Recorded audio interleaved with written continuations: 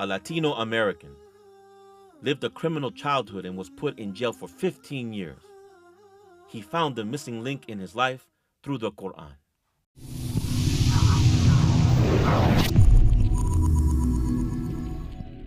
أن تخرج من ضيق الظلماء إلى النور، أن تولد ثانية والماضي مغفور، لحظة أن تشعر بالله في قلبك يقذف بهدى، هذا ما لا يدركه وصف وشعور.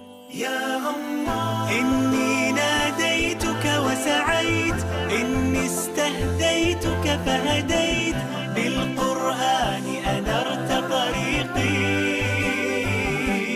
يا الله يا الله. Assalamu alaikum. My name is Abdul Hasib Lopez. I'm originally born and raised in Chicago, Illinois.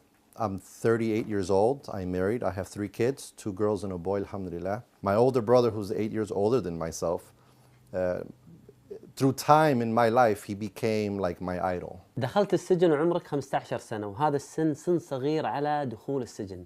إيش اللي عملته عشان تدخل السجن وأنت في هذا العمر؟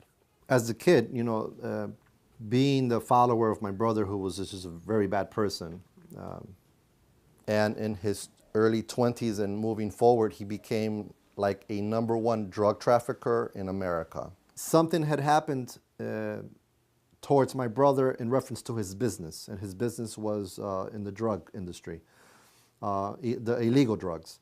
And so I took advantage of that, an opportunity to prove to him that I can take care of business for him. So I planned for about 2-3 months, and I committed a crime. And the crime was like I tried to murder somebody. From that, I ended up getting into trouble because I ended up getting arrested. But the person didn't die, so that's a good thing for me. The victim of the crime got stabbed 23 times and shot 1 time, and the person still survived. I ended up going to jail for an attempted murder, for an armed robbery, and a home invasion. My sentencing, it was a deal. I made a deal with the state of Illinois and said, look, so we agreed to 25 years. In Illinois, you do half of that. So I did 12.5 years straight. Throughout my whole youth, and I was in the youth for about 2 years, 2 different places, almost the whole 2 years, many fights. So I became very hard. My heart became very hard, very cold, and I was 15 age, but I had to grow up, really quick. From the juvenile to the adult facility, I got transferred as soon as I turned 18. The first place I went to was Joliet, the big prison. It looks like an old castle. So imagine an 18-year-old going to this place. It looks dead, right? It's an ugly place with fences everywhere. While in prison, the journey of my life in reference to finding myself spiritually began. That was something that, because I knew it, and that's something that I had growing up, that's the first thing I linked to. So the first book that I would read was the Bible. سبحان الله، شيء عجيب شيخ عبد الحسيب. يعني أنت كنت في السجن في هذه البيئة الصعبة بين تجار مخدرات، المجرمين، العصابات. هنا وجدت الإسلام ووجدت الهداية. كيف؟ I end up surrounding myself by people who always read. They were known as Moorish men or Moorish people, and so they followed a sect of a religion, of an aspect of Islam that was called Moorish Science Temple of America. After I read the book called the Holy Quran, but not the Islamic Quran in Arabic, in this time frame, there's a friend of mine. His father is Arab and his mother is white American. When he would see it's about Allah or about Islam, he would say, that's not Islam, that's not the real thing, that's something that's, it's fake. When he told me he was a Muslim and that the book he had was a Quran, I was surprised and I was amazed. So sometime after that, I had issues with my roommate. We didn't get along. I didn't want to be with him. He didn't want to be with me. So I wrote a request to the administration and said, move me. They said the room number, and I'm thinking, who is that? I'm like, oh, that's that Muslim. I remember the first day I went into the room, very clean. He had a Quran, the towel was wrapped, and he had it on top of the TV. The toilet, there's no seat cover, but he had it covered. The night we became roommates, he starts to tell me, so I'm a Muslim, I pray 5 times a day, I do ablution, wudu, and sometimes I get water everywhere, but I clean up and stuff, and so in the mornings I pray, and so if you're sleeping, I'm letting you know now, right? So I'm like, okay, not a problem, I pray too, I told him. I pray 3 times a day. I'm a Muslim, but I don't know what the Quran is. So he starts to tell me little by little, oh, I know what you're following, but that's not really true Islam. This is true Islam. Muslims pray 5 times a day. أنت أخبرتني شيخ عبد الحسيب أن لما أهداك صديقك في السجن القرآن الحقيقي ماذا وجدت فيه؟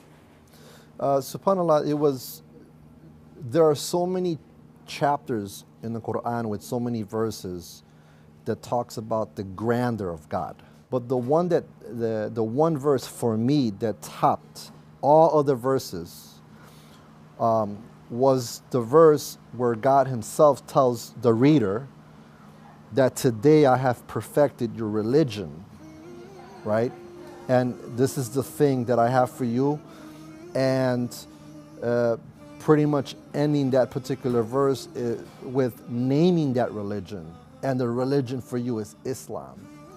So for me, no other book that I have ever read, and subhanAllah, I've read many books, ever asserts what we're supposed to be and what are we supposed to be called, and whatever it is that we follow, what is it called? And that verse answers those 3 questions easily. اقرأه في قلب خشوع تلقى الصعد بين الضلوع ولسوف تنهمر الدموع وستزهر الدنيا ربيع اقرأه في قلب خشوع تلقى الصعد بين الضلوع ولسوف تنهمر الدموع ستزهر الدنيا ربيع إني ناديتك وسعيت إني استهديتك فهديت بالقرآن أنرت طريقي يا الله. شيخ عبد الحسيب، نبي نعرف اللحظة المهمة في حياتك. أين نطقت الشهادة؟ وحدثنا عن هذا اليوم. With the help of my roommate, somehow he conveyed to the Imam, this brother, he wants to be Muslim. In that time, I remember reading about it, the Shahadatan, you read about it. But when I said it, even though I didn't understand it, I knew that it was something big in my life. That feeling was the best feeling, subhanAllah. So I'm coming out of prison, alhamdulillah, as a Muslim. And the one thing that I was anticipating the most was, having a Muslim sister, right? And so I would have never imagined, let alone being Muslim, to find a woman that's Muslim.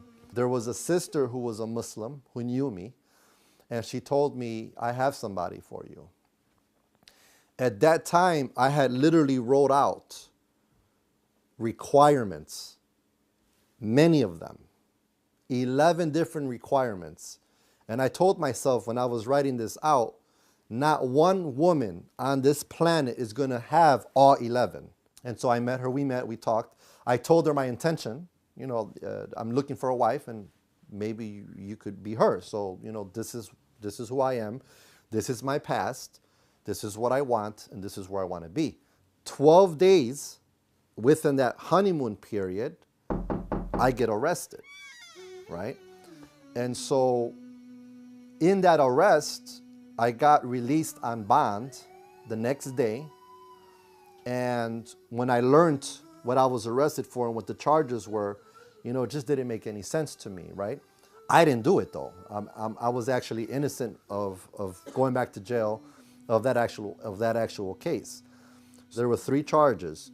They said not guilty, then they said guilty and guilty. I don't know why and I don't know how. That day, it was very emotional. I was 5 months pregnant with my second child, and I had a 8-month-old baby too. When the jurors got together, I told his sister, let's leave the room because I don't want to see that part where they say he's guilty. So me and her left, and we were outside the courtroom.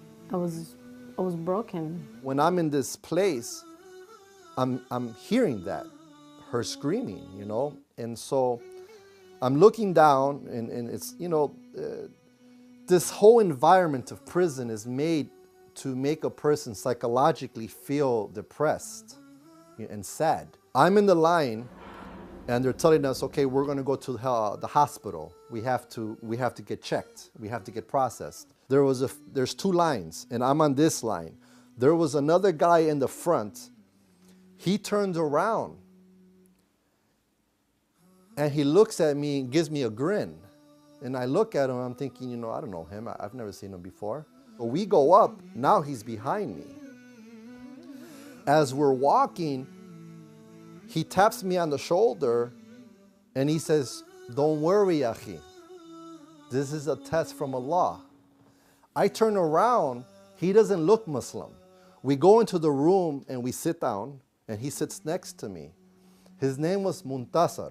101 days for me to just sit there and say, you know, okay, you know. I was doing my prayer, but I was doing it because I knew that's something I had to do. My heart was not in the prayer. I'm looking at the Quran and I'm thinking, okay, you know, I want to pray, I have to pray, but I want to read Quran. And so I grabbed the Quran, and the one I had was English. They didn't allow no Arabic.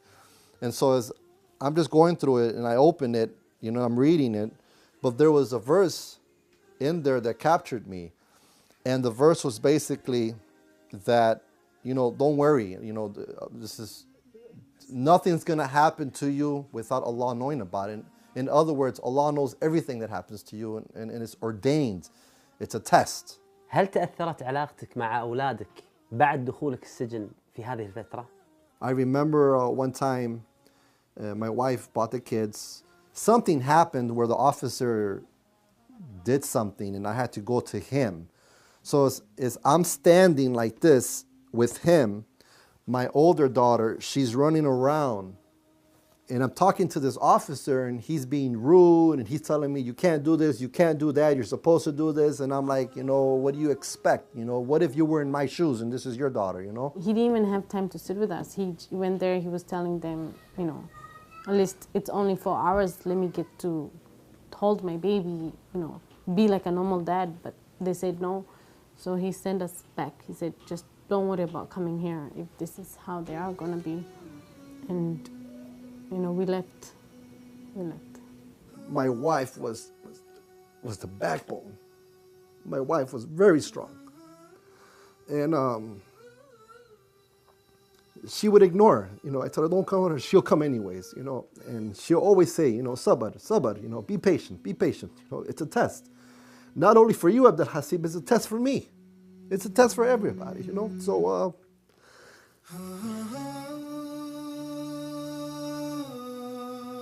Allah knows best that He gave me the perfect wife to have the experience to have to go back.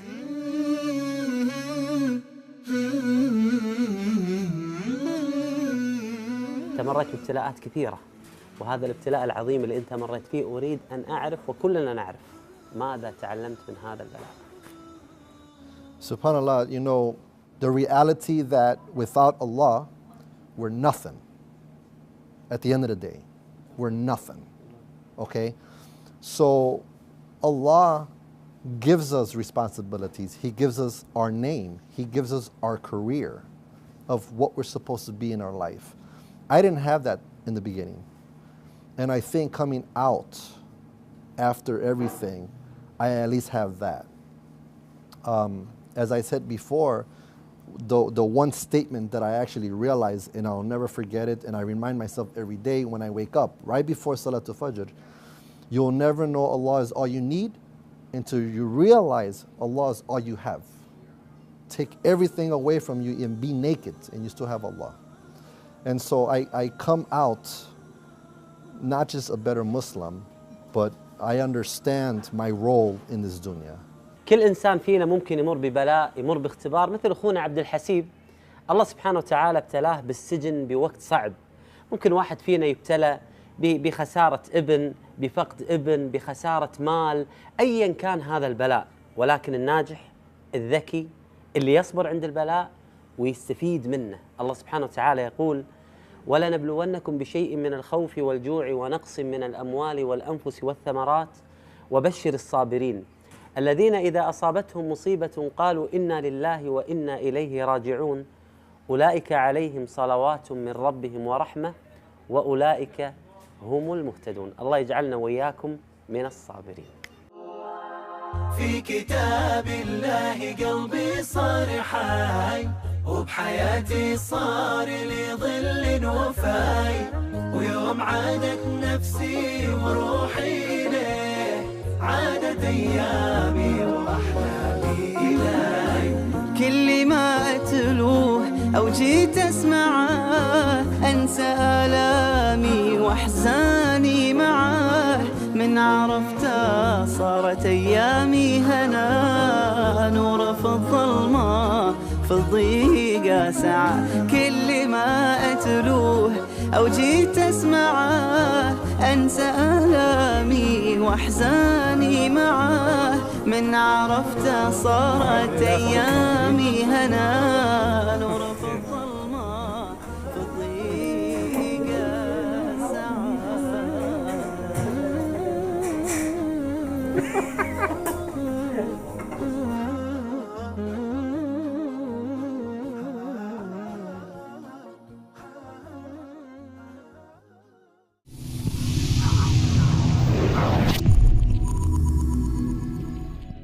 اشترك معنا في هذه القناة بإذن الله، راح توصل لك حلقاتنا أول بأول، وساهم معنا في نشر هذه القناة.